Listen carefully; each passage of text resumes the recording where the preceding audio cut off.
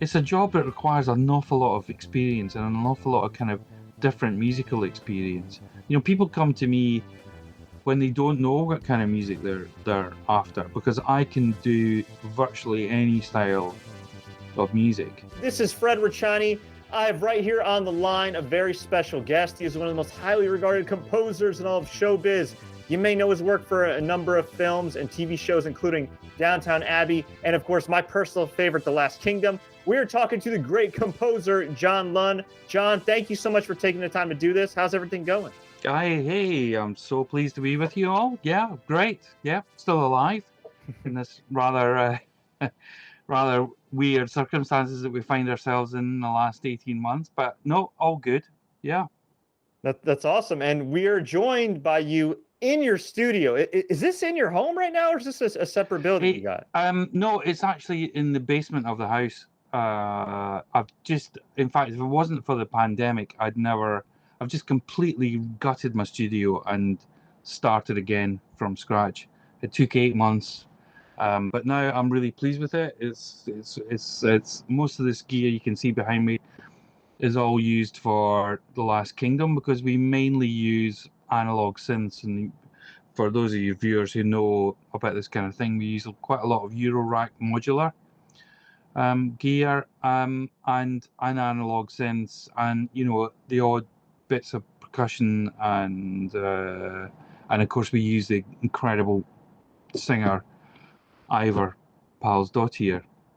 But basically, it's all done here. Yeah. Wow, how's your electrical bill? I don't look at it. Fair enough. Fair enough. Now, with The Last Kingdom, man, one of my all-time favorite shows. A lot of people love it. One of the top shows on Netflix and worldwide.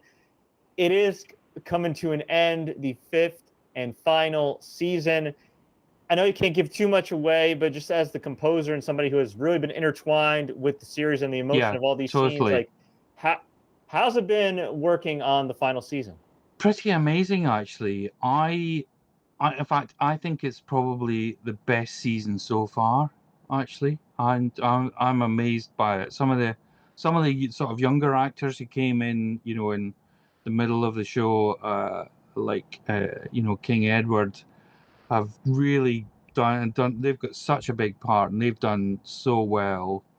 I mean, I can't actually. There's a lot I can't say. There's a fair amount of deaths of well-loved characters. I have to warn you. Particularly from about episode 5 through to episode 10. And there's some big characters die before the end of the series. And of course, they all need music. I mean, those are massive music moments, really.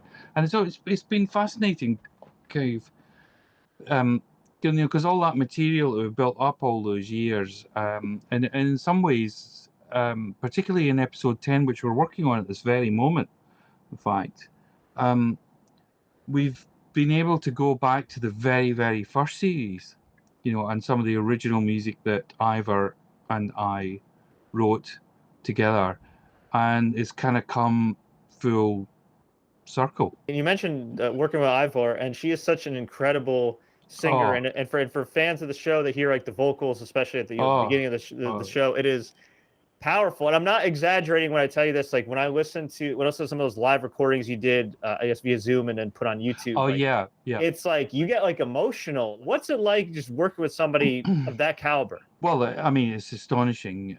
We've become really good friends. Actually, I'll tell you what happened was, I was when I was first approached to do it, I'd become really famous for doing Downton Abbey, but actually my heart really lay in doing electronic music. And so when The Last Kingdom came up, I thought, oh, great, I want to do something very different from Downton, because I'm getting a bit typecast as a composer of Downton Abbey.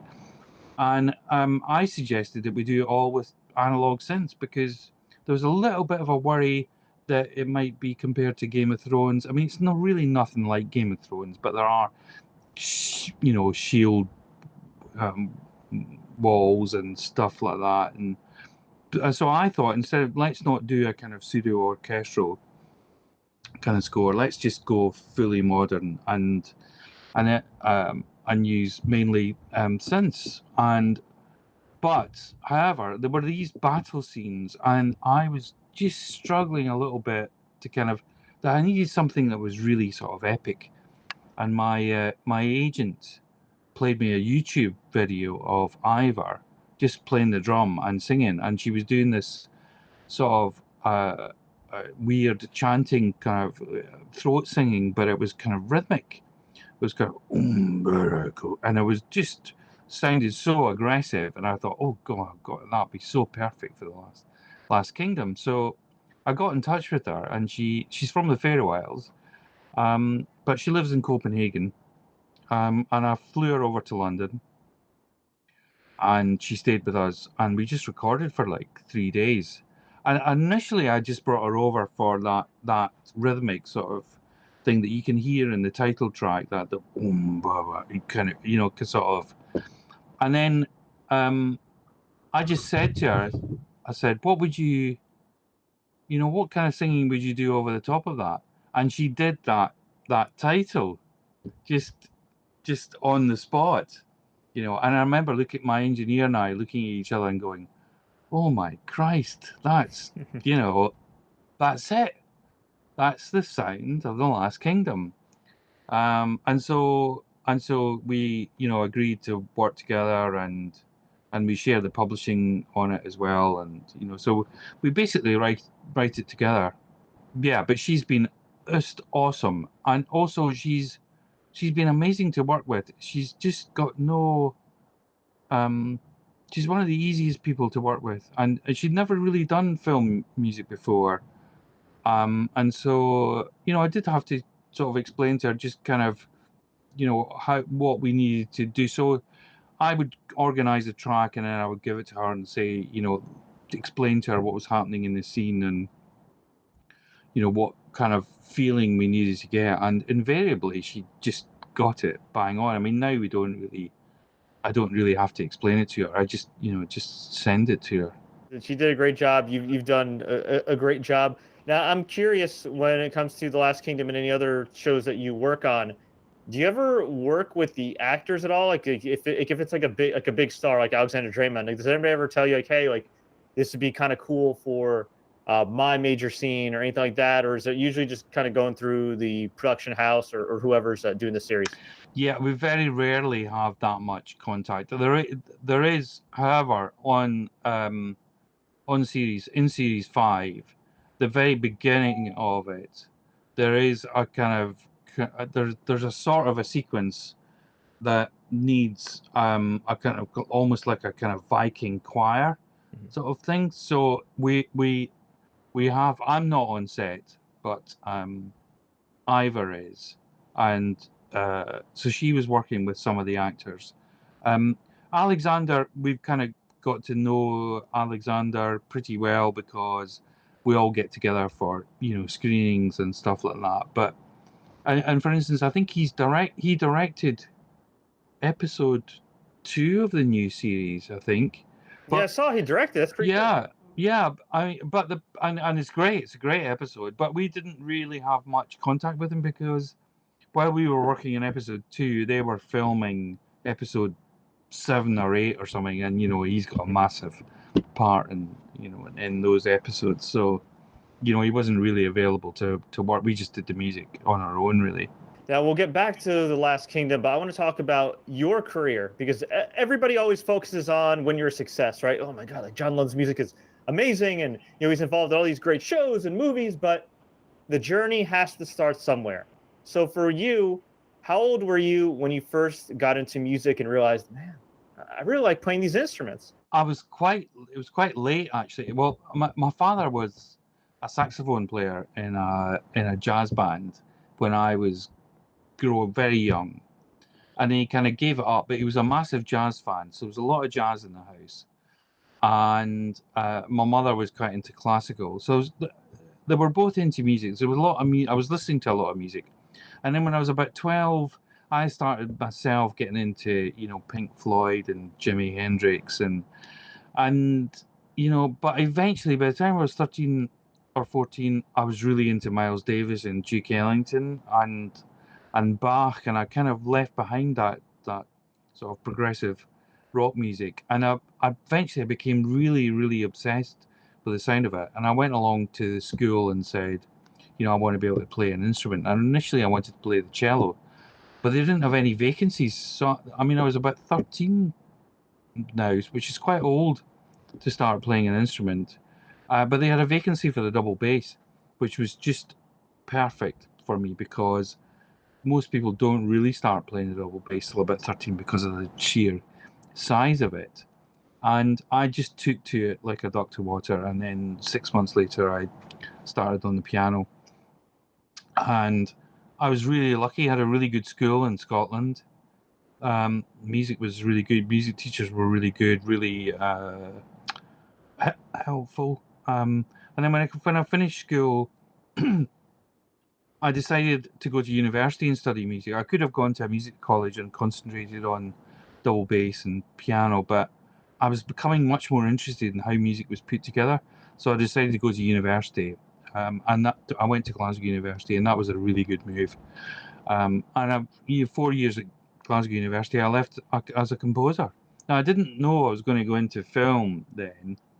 I just knew I wanted to write music that in whatever form it was. And initially, I had this kind of rather schizophrenic sort of life where I was, on the one hand, I was really involved in very serious avant-garde classical music, and on the other hand, I was also in many pop bands at the same time. And so, and it just, and then I came down to London, and I was doing that in London for about 10 years, and I ended up doing just so many different varieties of music. I played for ballet. I did quite a lot of jazz. I ended up working with dance companies, like modern dance companies, like Twyla Tharp kind of thing, but this equivalent in London. And I started writing these kind of music pieces which were sort of descriptive, but they had quite an oblique storyline to them, and I just find I really took to that, and from there it was just one step into writing for film and TV. I didn't do my first film till I was like 32. Wow. So yeah.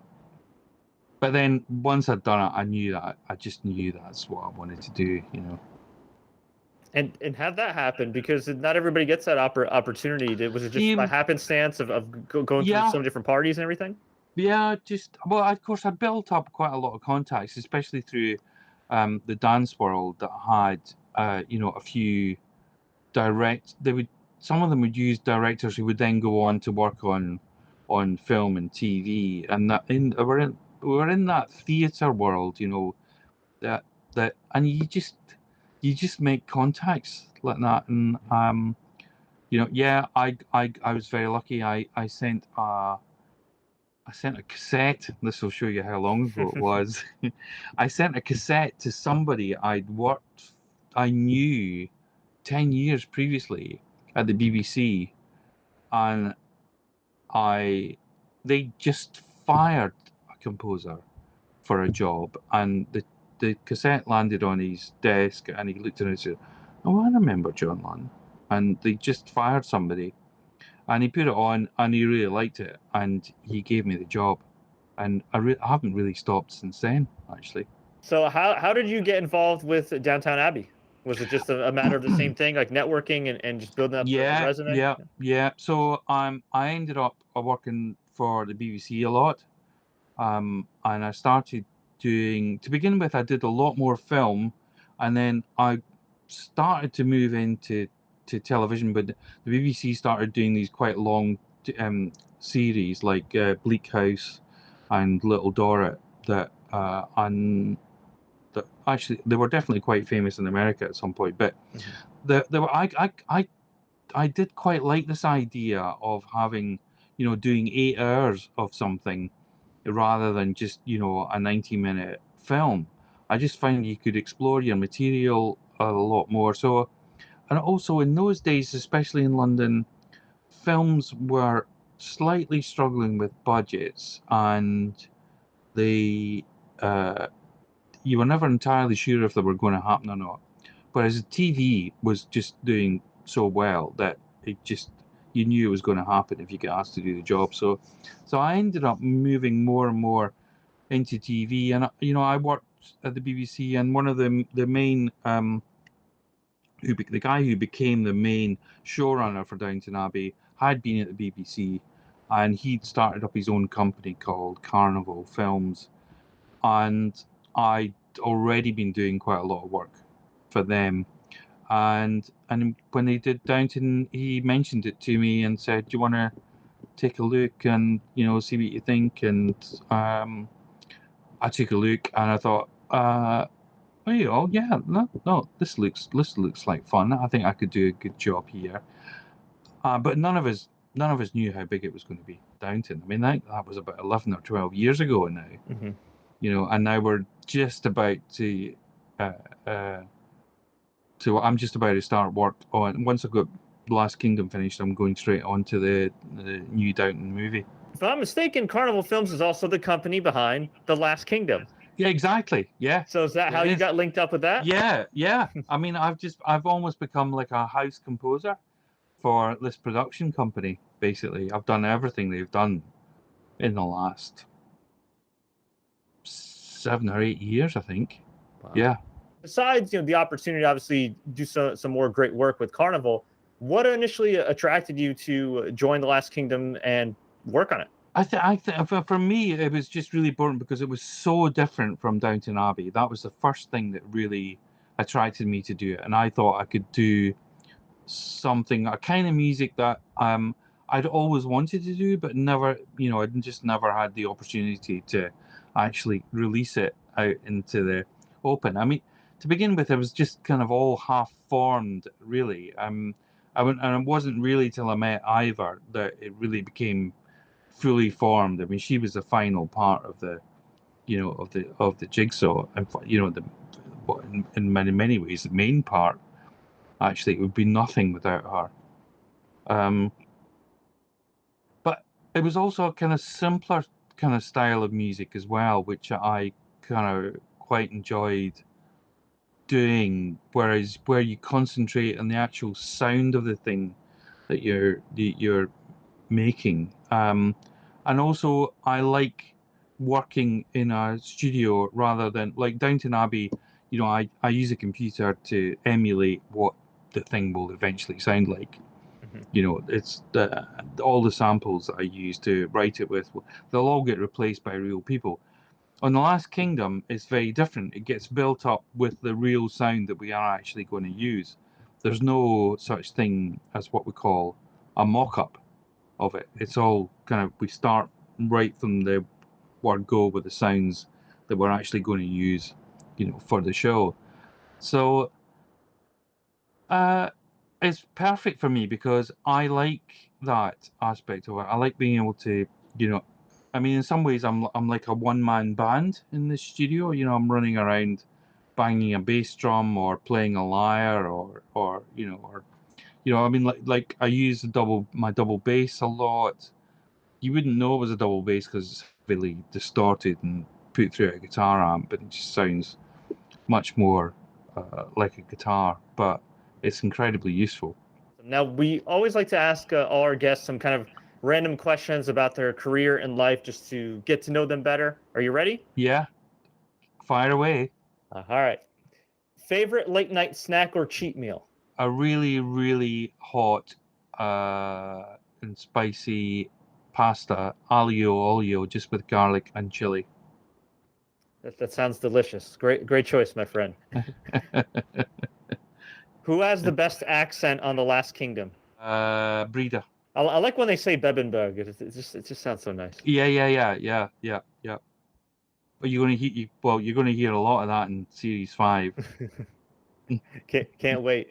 Who is the Last Kingdom character you most relate to, and why? I think possibly Bioka.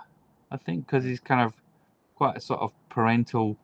I've got two young. Well, they're not young. They're both in their early 20s, but I've got two. Yeah, I think that sort of parental role of Bjorka. Besides Ivor, what's your favorite collaboration you've done? I've worked a lot with another composer called Jim Williams, who's just an incredible guitarist.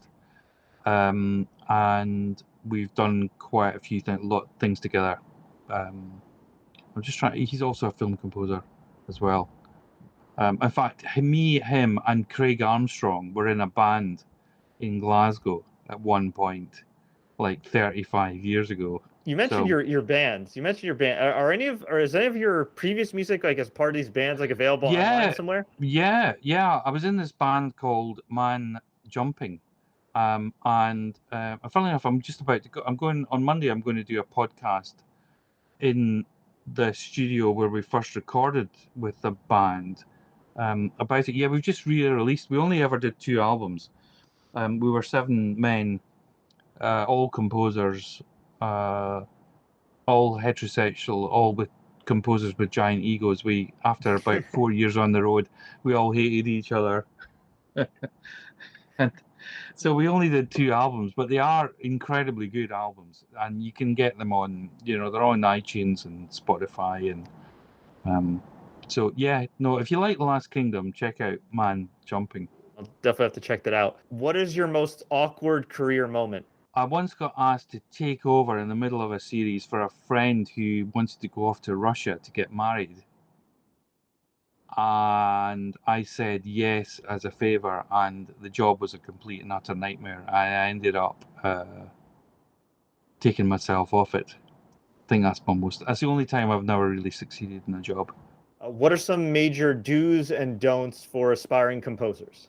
I'd be careful about getting too worried about if you haven't done, or your career's not going very well in your 20s, because it's a job that requires an awful lot of experience and an awful lot of kind of different musical experience. People come to me when they don't know what kind of music they're after, because I can do virtually any style of music. So that's a good place to be in. If you try and, I think if you're in your early 20s and you start to get into film music, I think there's a chance you're going to end up with a kind of, a single style. You need to get out there and to have lots of experience with lots of different music, because you're going to need it. So would you say get comfortable with being uncomfortable and kind of putting yourself out there and really kind of just trying new things? And yeah, totally. Yeah, you need to be able to do all kinds of music, really. And before we let you go, sir, what else are you currently working on that we can look out for in addition to The Last Kingdom and the second movie of Downton Abbey? After the Downton Abbey movie, I'll be doing another series of Shetland, which is set in Scotland here. And it's become really popular in Europe. It's actually like a detective series. So I'll be doing that, basically. Before we let you go, where can fans find you and your work online? Virtually every, there's I've got a SoundCloud account where I've put some elements of The Last Kingdom that's not on the album. But, the Last Kingdom album's on everything. It's on Spotify, iTunes, you name it. You can buy a vinyl copy of it, which is my preference. I think it sounds great. Yeah. So we'll be doing another one, because we did that, I think, for season 3, or was it season 3 we did that soundtrack? So we'll be doing another one to take care of seasons 4 and 5. Yeah. John, thank you so much for your time, man. It was an absolute pleasure. Definitely looking forward to seeing all your work, or hearing all your work on The Last Kingdom, Downton Abbey, and everything else you got going on. Cheers, Fred. That was great. Really enjoyed it.